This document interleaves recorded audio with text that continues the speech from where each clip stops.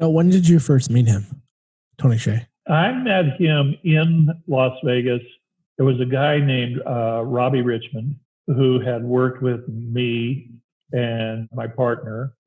And then he went to Las Vegas and he interviewed and he got a job. And then the next thing you know, he was kind of the director of leadership training and development. Introduced them to our book. Tony liked the book. They made the book kind of not required reading, but passed it out and invited people to read, all the employees to read the book. Tribal leadership. Yeah. And then when you came through, if you came through to do a tour, they gave you a copy, a hard copy of Tribal Leadership. And so we were invited over there, went over there, talked to them, met with them, and out of that formed a kind of a partnership with them.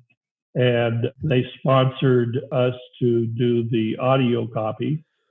And so we did an audio version of the book. And we worked with him for about 2.5 years or so. Was he on the audiobook?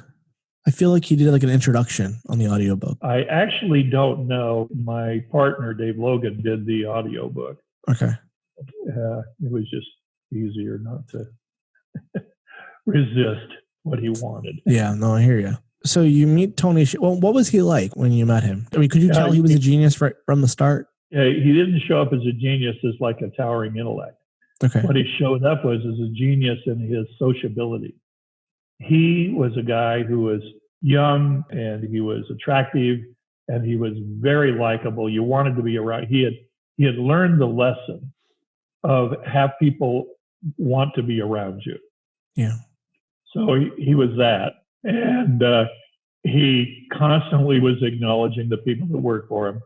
And he had constant invitations for him. So, for example, after work, if he went somewhere, like he'd go over to the Mandalay Bay and be sitting at the bar and he'd say, I'm at the bar at Mandalay Bay. Anybody who shows up, I'll buy you a drink, that sort of thing. Or I'm at Batista's, which is an Italian, restaurant. And you're hungry and like a little Italian food, come on over and, have dinner with me. So on Sunday mornings, he liked to go out rock climbing. He would say, I'm here. And people would show up and they'd go rock climbing together. So he created community, he created tribe, and he just kind of kept nurturing that. He was the guy who created and was the main sponsor of the first Las Vegas Marathon, which was held in huge sleet storm, but they had about 16,000 people running.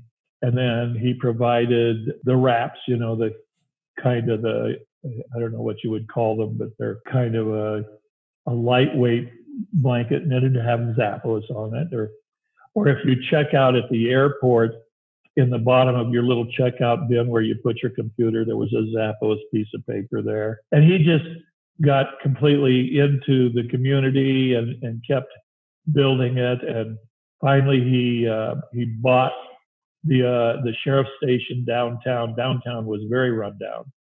And so he bought the sheriff's station downtown and he expanded it all and made it his headquarters and so on like that, and then started the process of really building up downtown. So for example, there's a huge zip line in downtown Las Vegas where you can get on the zip line and tie in and you could go for about 2 miles. And it is fabulous. And so he had the zip line put in. And he was just that kind of a guy, very, very community oriented, very engaged in the question of what are we building together, and then going and building something. What would you say is the most important thing or most interesting thing that you learned from him? Oh, I just got completely validated and reinforced in the idea of community and tribes. Yeah. I don't think he ever really got as far as triad. Okay. But he was doing them kind of on the natch, but not really consciously and not really working it out, even though it is mentioned in the book a little bit.